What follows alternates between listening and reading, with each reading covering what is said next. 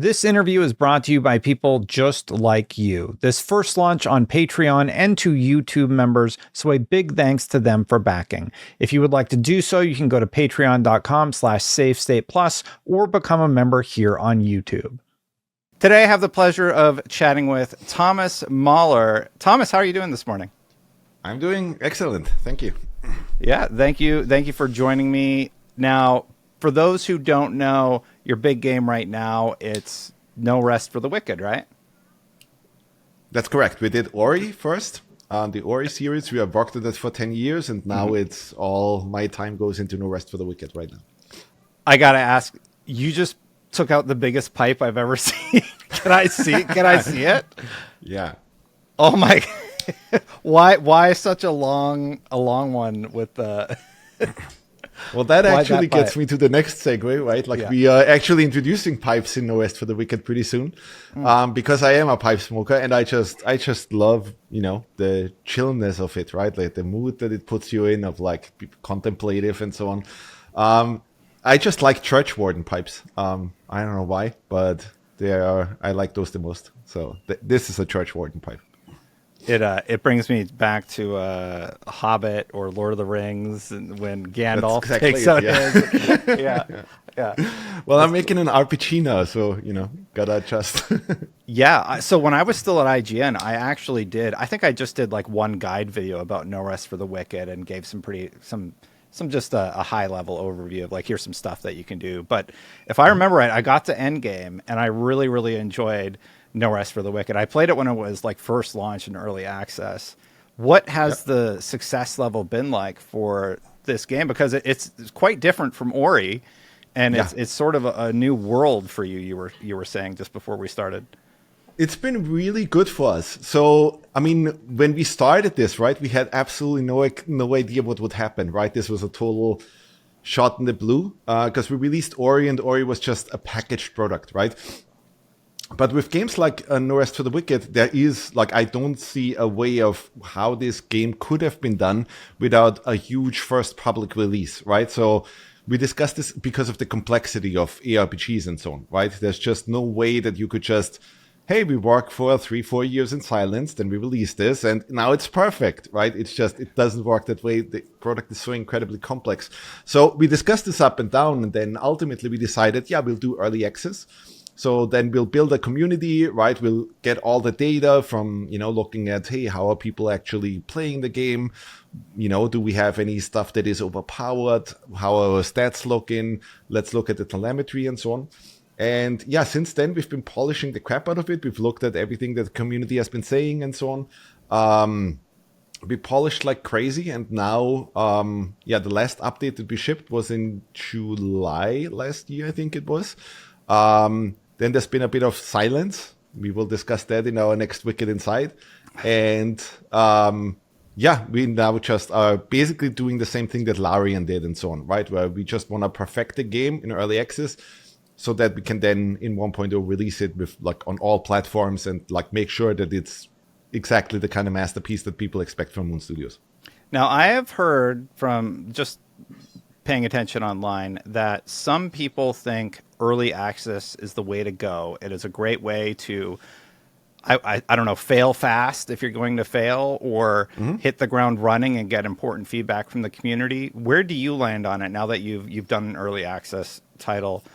Do you think it's been a success, or is that the way people should be doing it going forward? I am a huge proponent of it, right? Like I think it makes a ton of sense if you listen to Sven Winke and so on, right? Like they are even trying, like they wouldn't have any reason to, right? But they even said like, hey, we'll do early access again with the next game after Baldur's Gate 3 and so on. And I'm in a similar boat.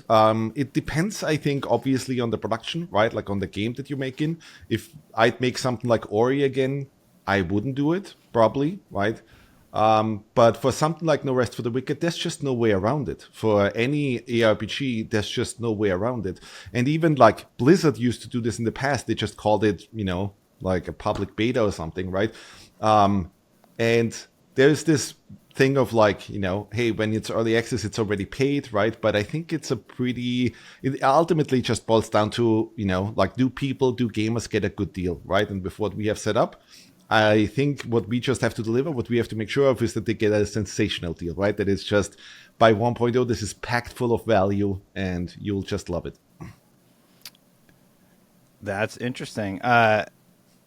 Beyond that, where do you get your best feedback? Like, is it like a form, or do you just read online? How does the team get the information about what they need to improve? I mean, it's all of those things. It's we have a forum where people post, where they basically, like, after they discuss stuff and so on, they usually post things like, "Hey, here's what the excuse me, what the community decided," right? Like what the community came up with. So forum is a really good place to post feedback.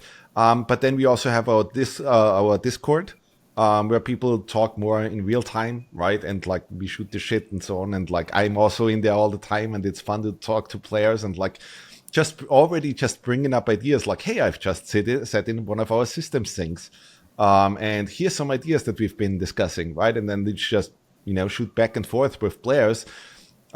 That is really interesting. So it's there. It's also like we're looking at my X feed, what people post to me there and so on. It's all of that. In emails, we get tons of emails still.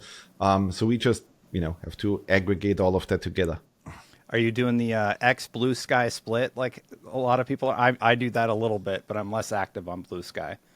Yeah, I've never been that crazy about social media. I do it, because, we kind of like have to. And every now and then it's fun to share my opinion, but I regularly get scolded for like, "Oops, I forgot to post on Facebook," and all of the stuff. Yeah. For people watching, you're wearing a scarf. It's very cold where you are, right? Yeah, yesterday we had like minus 11 degrees. It's freezing in Austria. Yeah, another cool day. I just wanted to make sure it's not like a fashion statement or anything like that, so people realize, hey, it's snowing in places in the world. Yes. Yeah. What do you think about the social media space these days? It just seems it's really divisive, and it's not even about the controversial stuff necessarily. Everything is divisive, and it's really exhausting, if I'm being honest. I find it incredibly exhausting. Like I've never, like when I grew up, I never had this much or heard this much discourse about politics, right? And to me, it's just too much. Like I kind of like decided for myself that I'm not gonna take part in all of this politics stuff, at least not like attacking it like that, because I'm an artist. I want to focus on our art, right? And I think everybody should have their own personal politics. I don't need to discuss that. It's just too much for me. I want to focus, and my team, like we just want to focus on making sure that we make great games, and that we should share the love of gaming, and especially kind of like the love of No Rest for the Wicked and the stuff that we're doing and so on. But yeah, it's too much for me as well. Yeah, well, I'm glad I'm not the only one. I'm curious to compare and contrast. So you have this ARPG. It's out in early access. It's really fun. I really, really enjoyed the difficulty about it. That sort of like scales as you play, and the challenge it offers you right away with the first boss in like the rainy, muddy area, right before you go into the sort of castle region. I am curious, however, what was it like making this versus rewinding in time, and what was it like with Ori? We always approach it in a similar way, right? Like, so, I mean, our approach is very similar to how Nintendo designs games, I think, in the sense that it just all has to be like fun comes first, right? And even on Ori, we had people constantly telling us, "Hey, the game is too hard," right? Especially kind of like more from the Microsoft side. It was a lot of, "Oh my God, but the game looks beautiful," right? Like, wouldn't it be more fun if everybody could enjoy it, right? But I'm on the Miyazaki side on this, right? That that has to be really carefully tuned, right? So that, because there is this thing psychologically, right? Where it's like, no, you have to overcome challenge, right? You always have to have these moments where we present you with something and you feel like you can't do it, right? But then we get you to actually do it. And that is that moment of like, oh my God, like when it's a puzzle, right? Like that moment of like, I don't get it. This doesn't make any sense to me. And then you solve it and it's like, you feel like a genius, right? or when it's combat, that it just feels like, oh my god, I died 5 times. What do I do? And then you start thinking, right? And then you do it again, and at some point you do it, and then we literally had people on streams, right? Like when they held the controller really tightly when they played Ori, and then they finally, after 15 attempts, did something, and they threw the controller through the air. Right? Those kind of ones, like those are the gaming moments that I love, right? So it's, to me, it's that, just making sure that people get these moments, right? That when I think about how do I play a game, right? That there are these moments of I doubt myself and then I do it anyway, right? Like I succeeded, right? I think that is really, really important. Yeah, I definitely had a few of those moments when I was going through the main storyline of No Rest. Even that first boss, it's definitely, you're like, okay, how good are you really? Check, you know? Yes. I think I got through them pretty quickly, but then, quite shortly obviously after that, it gets much harder. Yeah, I mean, obviously we're always tuning and tweaking, right? We also don't want to make a game that is just for the hardcore, right? We want it to be fairly accessible, but accessible doesn't mean we're dumbing it down, right? Accessible just means, to me, in an ideal world, accessible should mean, oh, if this particular thing is too hard for you right now, well, there's all these other things you can do, right? All these other options that you can do, and then you can come back when you're a little bit stronger, right? That's kind of like how we're approaching it. I'm generally not that huge of a fan of like difficulty modes, right? Because it's always a global thing, and it's like this whole one size fits all, right? But one size often doesn't fit all. I'm more in the camp of, no, difficulty should be decided dynamically on the player level, right? So that if something is too hard for me, I can learn something here, I can do this over there, I can get better at that. And then I come back, and then getting this feeling of, wow, I've learned so much. I'm so much stronger now. I'm so much better now. Now I finally did it. I feel like a rock star. Yeah. I definitely get that emotional response when defeating a boss, and not just in your game, like in just video games in general. And that's a sign that the creator has really managed, the team that created it has really managed to resonate with the player in an important way, right? And I don't know. Do you agree with that assessment?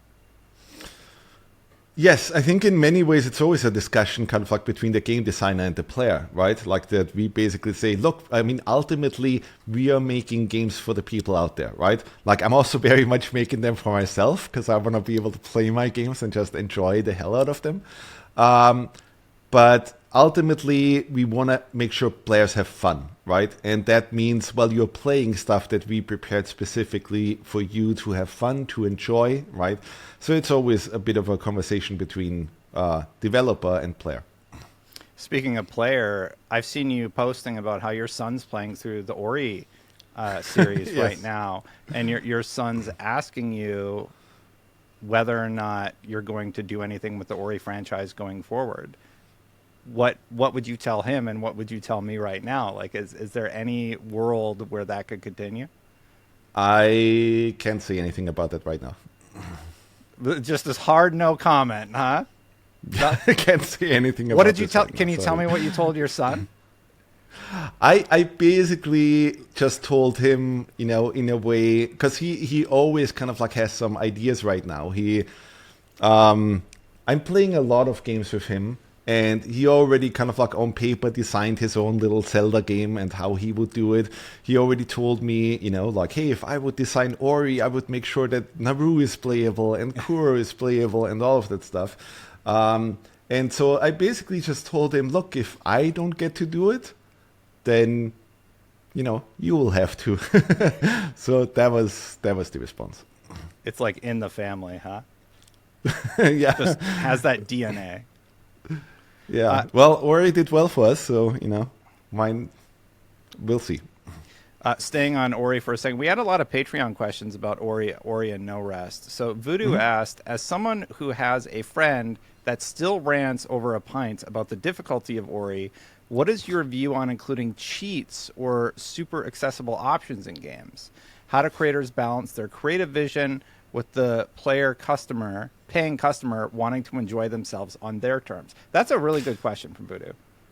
I mean, we kind of went into this already, right? Like, I know that Celeste, for example, had these modes where it's like, hey, you could really kind of like just basically cheat, right? Straight up. And I'm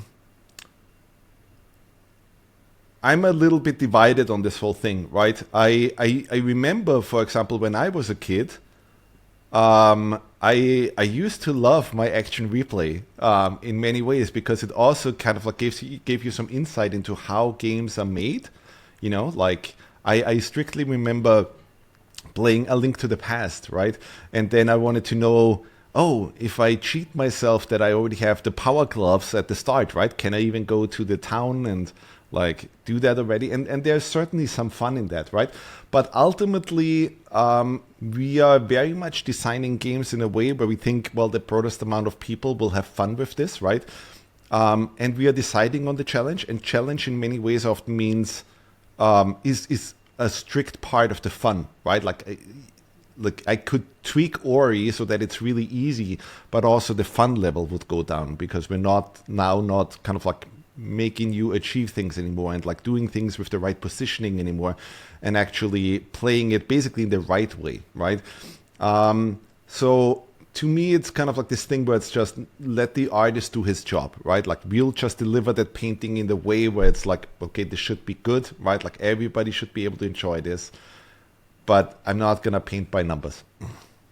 As someone that talks about games for a living, I would very much appreciate a difficulty for me because I'm bad at all video games and I don't know how to beat tutorials. No, I think that narrative's pretty funny, honestly.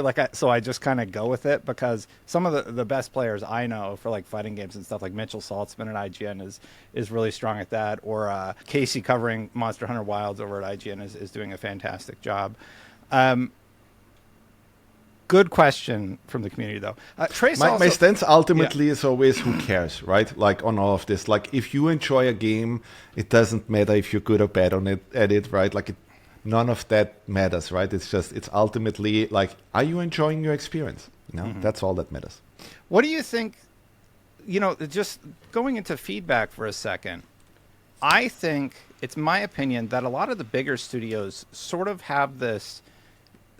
I don't know if they're getting the wrong message in the game of telephone that is online discourse, but it feels like they are trying to do too many things at once, or they're trying to push the incorrect envelope.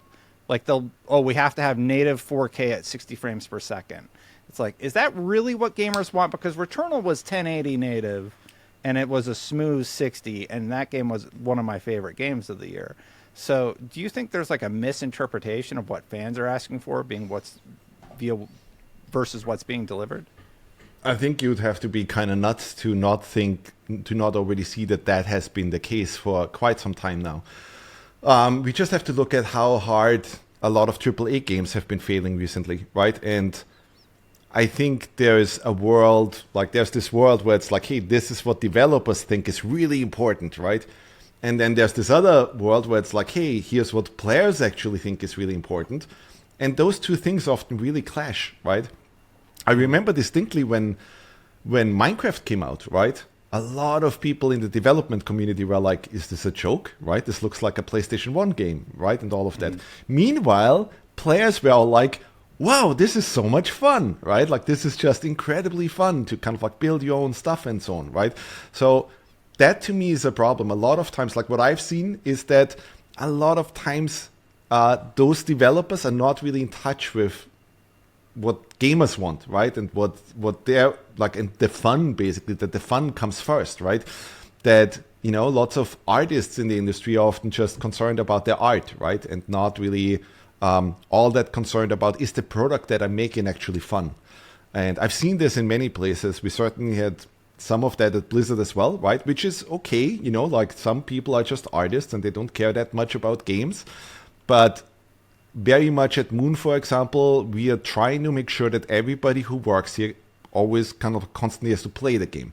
Because ultimately, that's the product that you're making. We want you to fall in love with the product so that you're also contributing in the sense of, you know, hey, is this as much fun as it could be? So yeah, that's where I stand on that. I do think there's a huge clash between that right now, and I think that's a huge reason why AAA games right now are having such a hard time, because there's clearly, very, very clearly, a dissonance between here's what developers think is important and here's what gamers actually think is important. And what do you think mainly is the the incorrect takeaway that they're focusing on? I think it's just like built on like old ideas, right? Like, do we have to spend 6 to 8 months or more on like detailing out every single pore on a character? And what's the value that you're getting for that, right? Do players really care about that? Or could that time that you spent on these resources, right, been invested into something else, right? Into just making the game more fun. Because I think there's all these kind of like comparisons out there right now, right? Like with games like Avowed being compared to Skyrim and so on. And it's like, does it really matter that much anymore? We've reached a level where it's just, graphics are not like, we're not seeing the kind of leaps anymore that we've seen back in the 80s and 90s or something, right? Where it's like, well, games come out now and it's like there's a 15-year difference and graphically you barely can tell a difference, right? And ultimately, I think this might actually be a good thing, because that will focus us all on who can make the most fun product, not who can make the coolest looking product, right? Yeah. I interviewed the Path of Exile 2 director at the time, and he said graphics are important to a point, but you really have to have the gameplay balance. That's like that 10 seconds of fun or whatever Bungie, the phrase coined by Bungie, I think. Eric, that's exactly right? Like, to me, art direction is so much more important than the raw asset quality, right? Like, for example, right, at Moon, even though I was a cinematic artist at Blizzard, right, so we did sculpt everything to an insane amount of detail and so on. And you remember kind of like how hyped everybody back then was when a Blizzard cinematic came out, right? That was almost like a national holiday, right? It was like, holy shit. And that was fun, but ultimately, it's about the product, right? You have to, really focus on just fun. I know you worked on StarCraft 2 and Diablo 3, correct?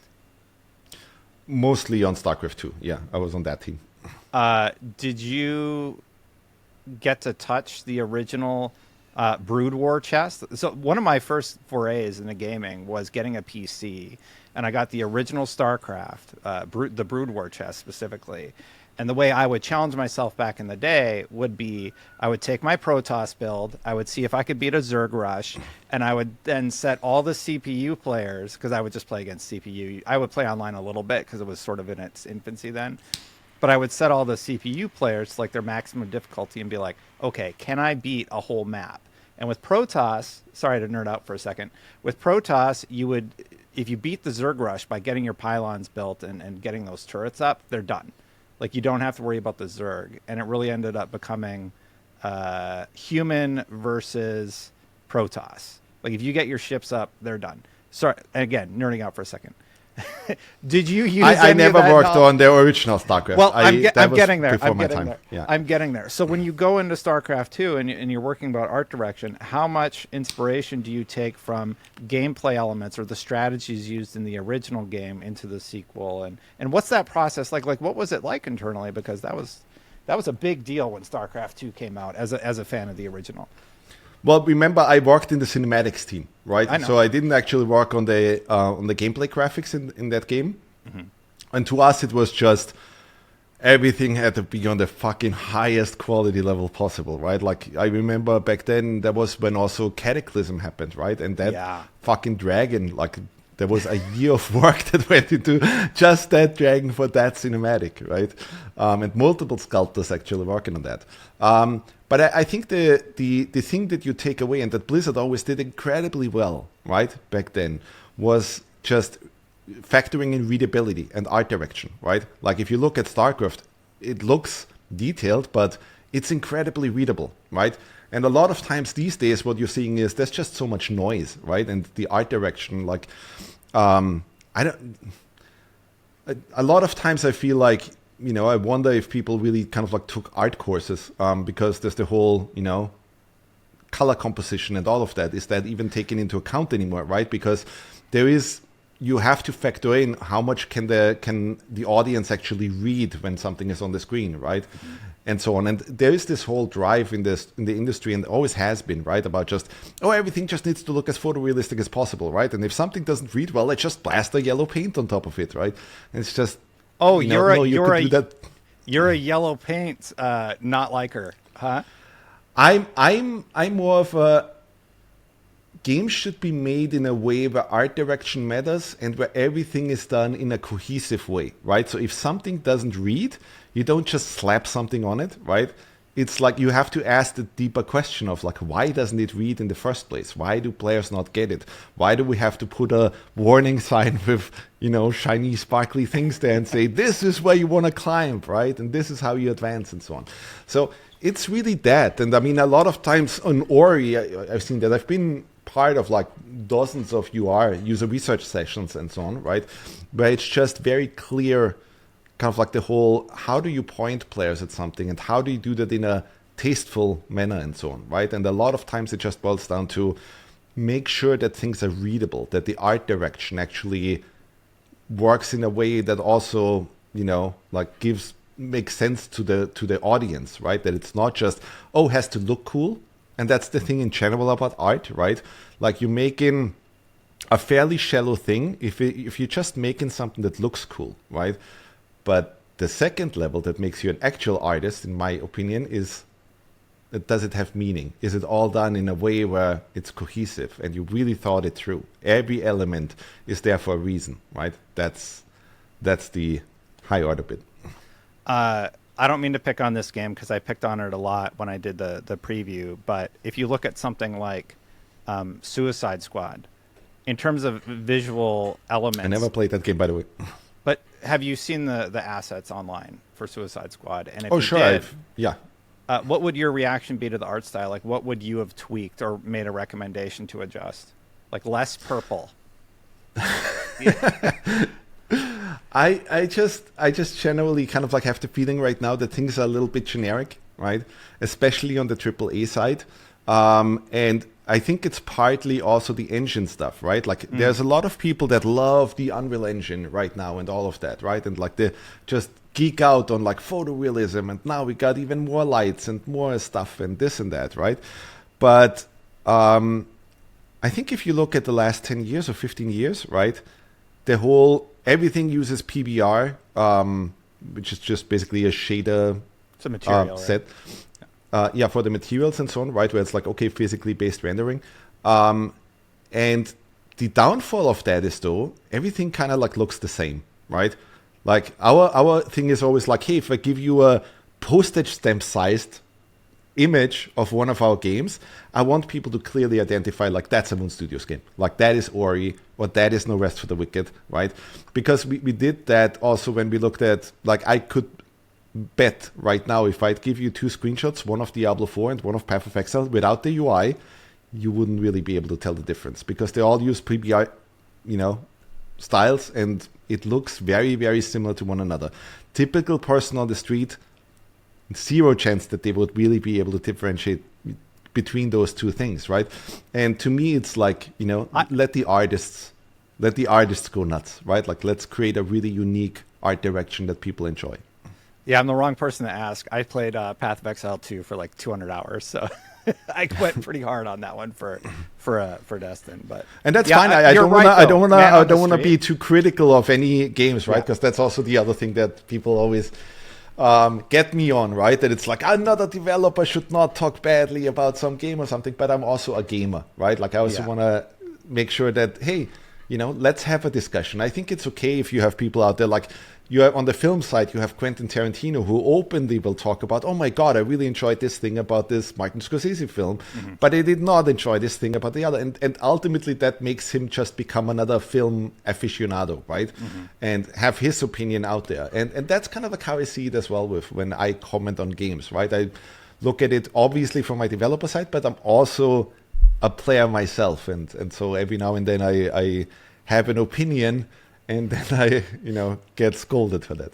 I personally find it refreshing to hear that you think about stuff like yellow paint, because it does mean that those conversations are happening. And I think I don't think you're alone in that. I think a lot of people obviously have those conversations internally. So it is sort of nice to hear that perspective, though. Eric does ask a question sort of in vein of what we're discussing. As a game creator, do you see any significant features in next-gen hardware? Is there anything holding you back on current gen?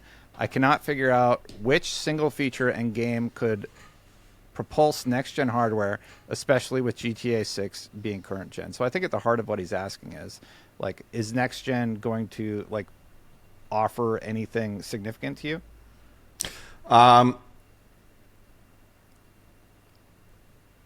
I will answer that in a different way. So from the hardware side, more specs is always good, right? Like more memory, love it, right? More graphics power, love it, right? So that's always good. But the thing that I am very, very critical about and have been for a while, and I think more people should listen to that, right? Is we have not seen many advances in just, for example, input devices, right? Those controller designs that you have right now, they are literally 2 decades old and haven't really been changed. Every now and then they add a little, here's a rumble feature that feels a little bit different, right? But it's that doesn't change my gameplay experience. I grew up during the NES, Super Nintendo days and so on, right? And every single time a console came out, it also completely changed what genres we could make simply because the input device would change, right? So on the NES, you only had 2 action buttons on the front, right? Then you also had slide select. That was it. Super Nintendo, suddenly you had shoulder buttons, right? And you had 4 action buttons. So suddenly you could do a lot more complex stuff, right? And then I remember the Shoshinkai, what later became the Space World, Nintendo introduced the analog stick. And then it was whoa, mind-blowing, right? This is the way you could control 3D characters. Then Sony did another thing with hey, actually, you would need a second analog stick for the camera, right? So that you don't have these C buttons on the N64 controller. And then everything stopped, right? And then it was just, okay, so we have the same dual stick controller layout still, and for some reason it stopped. It's incredibly silly to me, right? And every time I bring this up with some platform holders, right, I hear that, but this is what people are used to and so on, right? But you could have made the same argument on the NES, right? Let's not add more action buttons because that's what people are used to. What I would love to see, apart from just better specs, is split six-stuff controllers. That would make a huge difference. That would allow us to create entirely new genres. And it's a little bit sad that a company like Oculus back then, or Meta now, right, literally created the best controllers out there before console developers did.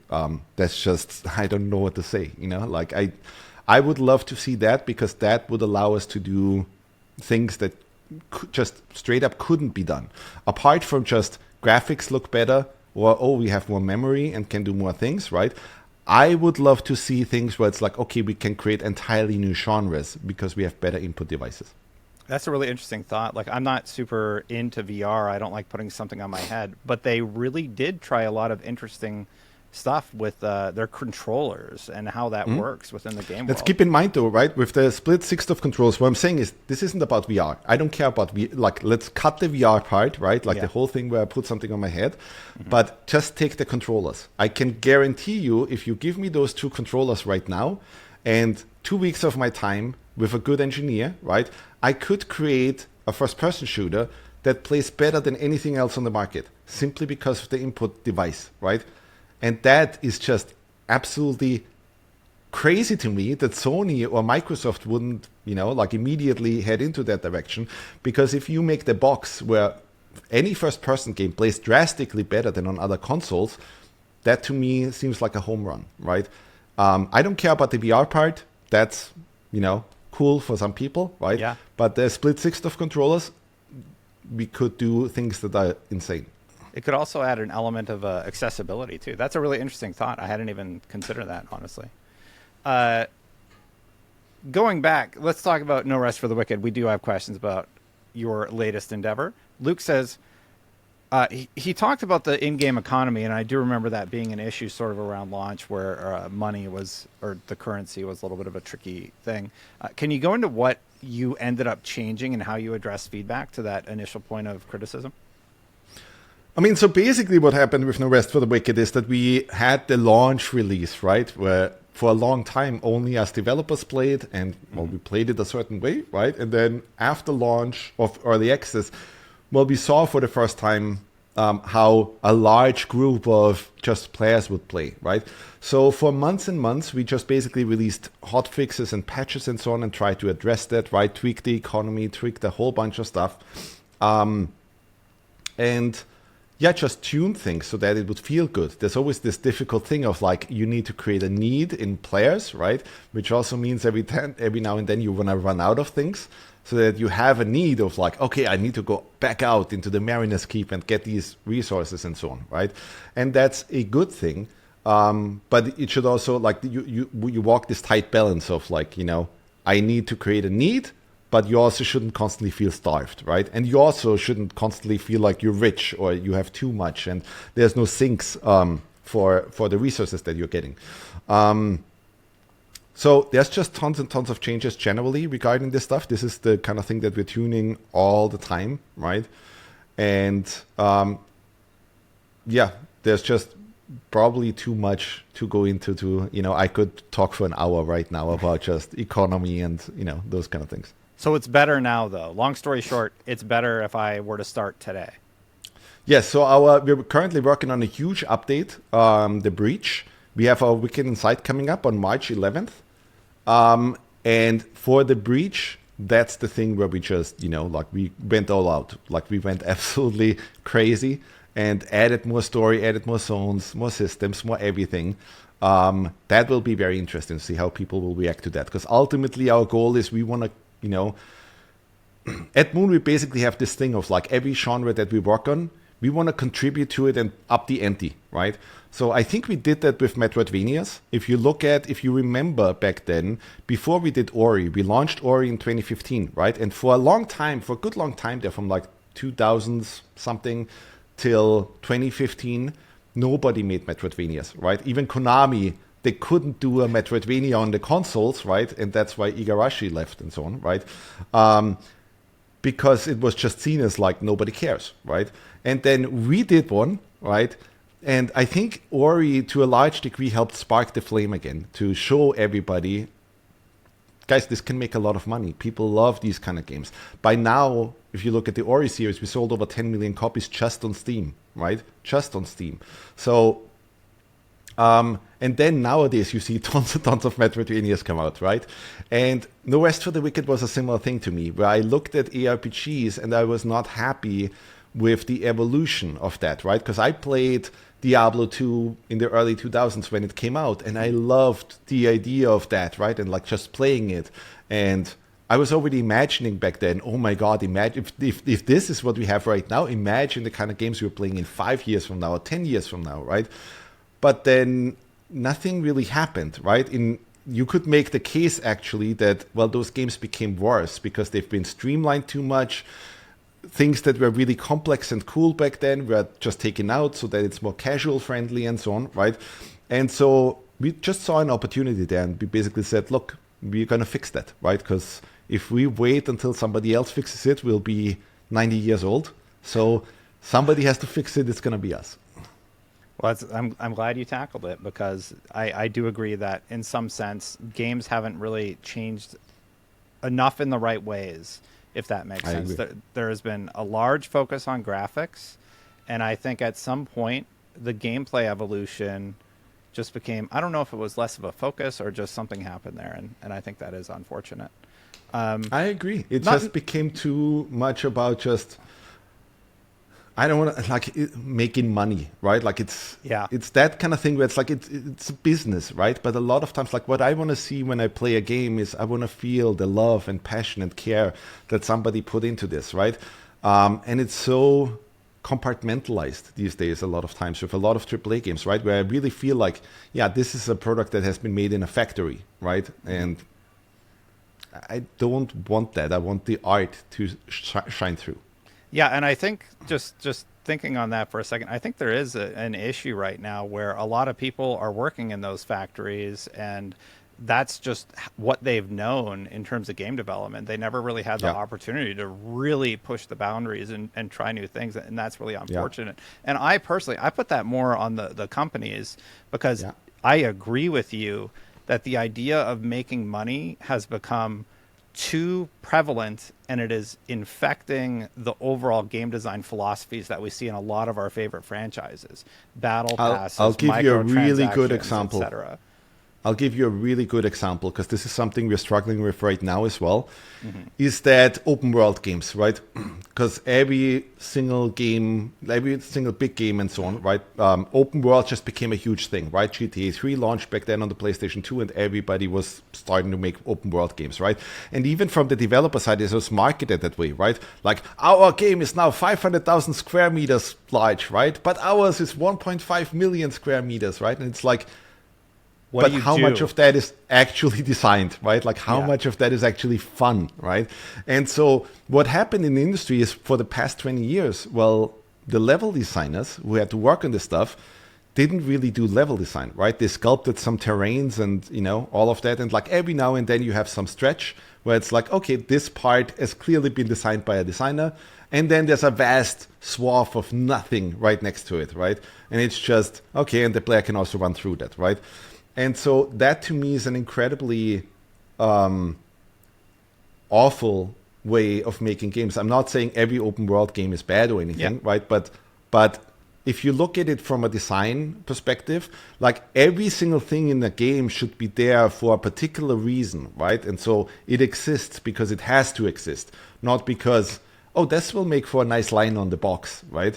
Yeah. And so what we've seen is that because the industry has moved into that direction of like everything needs to be an open world game, the the actual basics of level design aren't even being taught anymore. It's incredibly hard right now to find level designers that could design a game on that Nintendo kind of level, right? Where it's like even just the very basics of like introducing an element, right? And then escalating on that and climaxing that and so on. A lot of designers out there, even like I had designers that did a design test for us that worked for 10, 15 years in this industry that couldn't make a simple level, right? And make that fun, right? And that's incredibly dangerous, I think, and incredibly disheartening because, and right now, for example, with level design, we're hiring more people from kind of like indie because they still have to focus on simpler things and like build levels in a way where, it makes sense. And they learn the right skills. There's a whole generation of level designers in the industry right now that have never learned the basics of level design. Yeah, that is very concerning. And I do think it is a problem with a lot of the houses. But inversely, I do think a lot of the industry is seeing a lot of challenges they're seeing because of the path that they've gone down of, oh, we need 9,000 quests. Okay, what are you doing in those quests? You're collecting 50 eggs and then returning them to a vendor. Why? Because it pads out our games and gives us longer playtime that we can put on the box, And it's not, that's like a small example of what I see as a player that has me really concerned. And I think a lot of people are tired of playing games as a job, if that makes sense. It's like, I don't want to sign on and do my dailies. I want a cool storyline. So I am happy to hear that you're considering that and you're also seeing some of the concerning trends that I think a lot of gamers are talking about, but maybe not communicating in the best manner. I mean, we're back to also the dissonance between developers and gamers, right? Because a lot of studios are just, okay, well, higher-ups have told us this is what the game has to be, so we are making that, right? And, you see I don't want to name names, right? But you see these games that come out all the time, they just follow the same playbook, right? Again and again and again. And the question becomes, is that interesting, right? Will you still sell the same amount of copies, even if you perfected that formula, right? At some point, if you eat too much vanilla ice, vanilla ice is a good thing, but I don't want to have it every day, Yeah, I hear you. And to be clear, I don't mean to be hard on developers. Developers are part of the ecosystem that has been built around games where the people controlling the finances need to recoup $300 million. I spoke with the Kingdom Come Deliverance team, a much smaller team that created that game, and it's doing quite well. They did it for double digits. So what is going on that has ballooned these budgets to what's the average budget now? 200 million or 150 to 200 million? It's I'm like, what is going on? You know? Yeah. So I remember Jason Rubin being on a show when the PlayStation 3 just was fresh, right? And he was already shocked about, oh my God, I've seen games that cost $50 million to make, right? Because if you remember, right, on the PlayStation 1 and so on, you had the traditional game was like $1 million maybe, right? And then that ballooned like crazy. And now you have games that cost $200, $300 million. There are rumors that the next Grand Theft Auto cost $1 billion to make, right? There's no way. There's no way, right? I think there's a way. I think that could be true. Okay. But I don't know. I don't know those numbers, right? I'm just basically talking out of my ass. I don't know. But I could very much see that be a possibility. You just have to calculate the salaries, right? If you have hundreds of people on this, and a lot of times it's like, there's 300, 400 people, multiple outsourced studios working on a game for 7, 8, 9 years and so on, it adds up real quick, right? But I think it's also just how the industry, like the lessons it took from recent years, right? Like there's this whole thing with COVID, right? Where COVID happened and suddenly all the numbers went crazy, right? Like you saw Animal Crossing selling 50 million copies, right? And all of this stuff. And it's because, well, everybody was at home and, like we were just, what do? You watched movies and played games and needed more entertainment, right? And there was this assumption that, well, let's hire more people and everything will, this is the new status quo. And it isn't, and we're seeing that now. But once Pandora's box has been opened, right, it's incredibly hard to close it again. So I don't know what's going to happen. I totally hear you on that. Hopefully it sorts itself out. Let's get back to something a little bit lighter. Dexter's Joe asked, would love to know all What a fun podcast. Yeah. Would love to know all things about No Rest for the Wicked. What was the inspiration for the game, and how is the team feeling about being in early beta and moving closer to 1.0? Wishing the team the best. Please make a collector's edition for the game. Thank you. Yeah, we are feeling excellent. We are feeling really good about what we've built. We think we have an excellent foundation. Because we like the whole reason why we called Moon Studios is because we were inspired by that John F. Kennedy quote, right? By that idea of, hey, we'll do something crazy and we'll do it in the right way because that's the challenge that we want to, tackle. And well, that's kind of like what we're always trying to do as well, right? Like we want to do things the right way, not, just cash in on some trend or something, right? But if we are tackling an ARPG, the outcome should be that, it's going to be a masterpiece in that genre. That's the reputation that we want to build in general, right? That when Moon Studios releases something, that you can expect that we put all our blood, sweat, and tears into this, and then when it's fully released, right, it's like, okay, this is clearly like just an incredible product. So we're also looking at all the other stuff that's happening on the market, right? Like we're looking at all the Souls games, we're looking at Diablo, we're looking at Perfect, so we're looking at everything kind of like in the ARPG sense, and we just want to contribute because ultimately I see it like the Italian Renaissance, right, where it's like, oh my God, that's over there made a really cool oil painting. How can I improve upon that, right? And come up with an even better thing, right? And I think that will shoot us to a really interesting direction. And generally, we feel super good about it. There's the huge update coming out, which will be very interesting to see how people will react to that. We already have a roadmap planned out for like how we get to 1.0 and so on. And I think at 1.0, like people can very much expect, that it's yet another really big kind of like that masterpiece level, right? And I like that kind of way of working where, we have X amount of time and then, when we release something full that it's just, okay, well, they've clearly put the time in and the effort in to turn this into something insane. Absolutely hear you on that one. And Trace also asks, as someone who just beat Ori in the Will of the Wisps for the first time after putting it away for many years and absolutely adoring it, I have to ask the obvious question. What did Microsoft approach you for really? Was it really an Ori 3 or something else? I need to know because I know story-wise the chapter of Ori may be finished, but I would love something in that vein again. I can't talk about any of that right now. Got Sorry, it. no comment. I can't. But Microsoft did approach you. I can't even talk about that right now. Okay. I won't push you on it anymore. I do have to ask you about something that's probably not going to be that super fun of a topic. You talked about it a little bit publicly. I don't know if you can say anything about it. There was a Kotaku article that came out a few years back. You addressed it publicly. Did you take anything that was written in that article to heart? Did you make any changes to the studio? How do you react to that?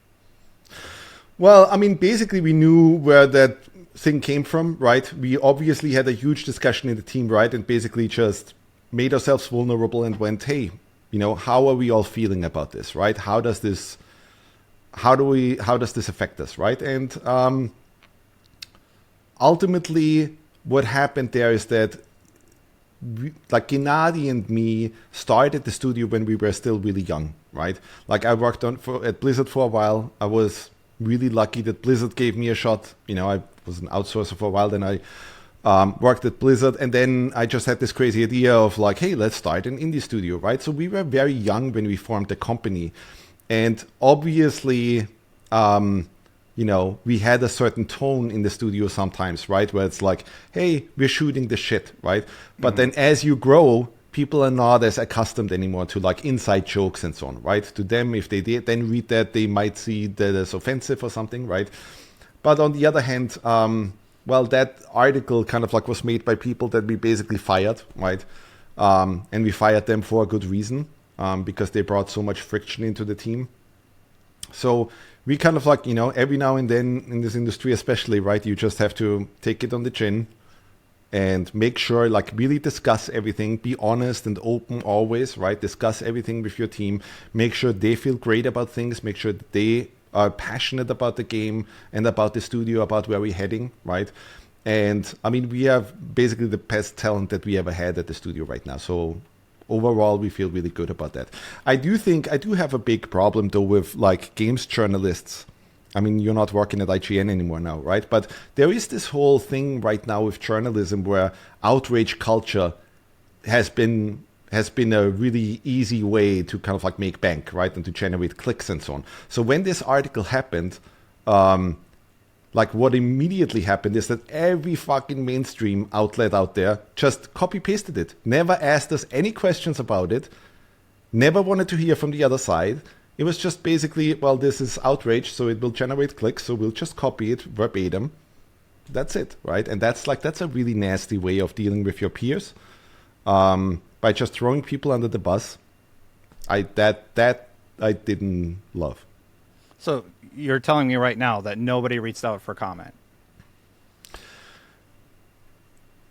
Originally, the creator of that article reached out for comment, but yeah, everybody who copy and pasted that article, nope, we never heard anything. Well, that's unfortunate. Yeah, I don't mean to dive into the negative. By the way, stuff, Destin, this happens all the time, right? Like this negative stuff, like one outlet does it, right? Like post something. This happened to Bungie. This happened to From Software even, right? Where they, like this whole thing right now of like everybody gets called a Nazi and a sexist and all of that, right? It's just, and then everybody copies it, right? Like this, it's just annoying. It's just crazy. Like I would just love to have these conversations, to be frank, right? Because a lot of times, like you just have to get in a chat with people, right? Even if I don't agree with your opinion or something, right? If we have a discourse, if we talk, right? I might see how you get to have your opinion or something, right? And I might understand, like you as a person, right? And that's the thing that I would like to have. I do think this whole like journalism and where it is right now and what the internet has done to journalism, right? I think journalism is incredibly important and it has to be seen as something incredibly important. And I think it has been treated with a lot of disrespect in terms of, how journalists have to make money, is just in many ways very wrong right now. Well, I would also challenge you that I think the inverse is happening. I would say I would agree that there are ways that it could be improved. But I would also say that there are a lot of YouTubers out there right now. We just saw it with Kingdom Come Deliverance 2, sort of latching onto and discussing topics that 100% agree. that are also, I don't know if Destiny, misguided it's all is the outrage right culture, word. right? Yeah, outrage it's culture. all That's a it's good way to all put it. outrage stuff, Yeah. right? Where it's like, hey, if I post something that is as outrageous as possible, we all know it will get clicks, right? And I think what I would like to see is that let's call people out on that, right? If you are just doing something to be divisive for negativity, right? That's not cool. Like we should all work together, right? And we have this medium that we should protect, that we should be proud of, right? And really work together to elevate it, right? To inspire people and so on. But to feed off of negativity is just not something that I want to participate in. I hear that. I can completely understand where you're coming from in that regard. And I do think that we can get to a better place than where we are at today. Because you're right. It is very divisive online. And it's to the point where we can't even have, I feel like we can't even have earnest conversations about a lot of the things that are happening in the industry. And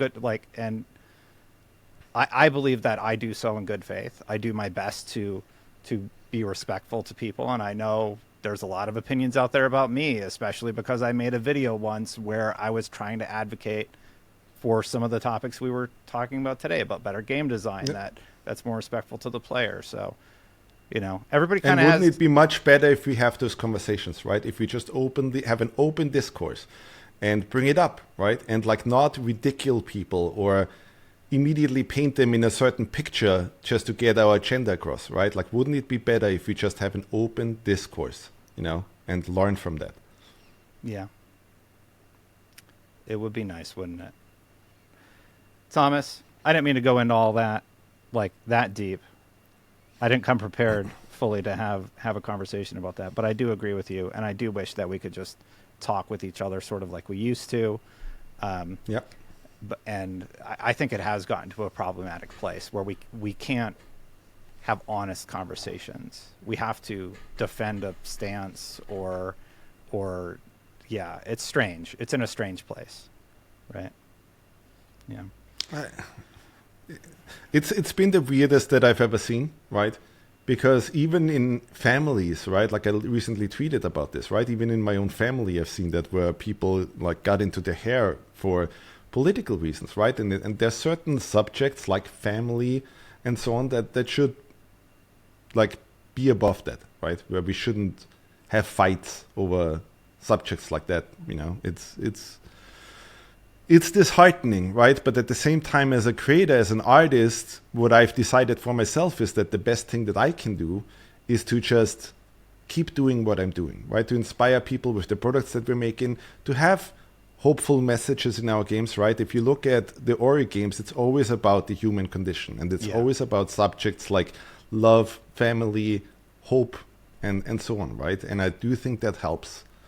But I do hope, that it inspires people to kind of like look more into that direction than feeding into culture war. I hear you on that. Thomas, thank you very much for making the time to chat with me today. Sorry to end on a dour note. I thought that was a great conversation, and then I went to the Kotaku thing, and we kind of went down a rabbit hole there. Yeah. You have a big update coming for No Rest for the Wicked. You're doing a big live stream and getting into it a little bit. Can you tell me more about what is planned?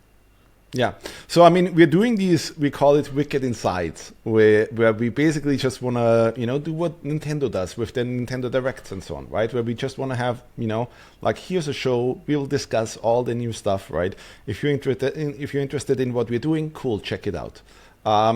So we have that coming up on March 11th.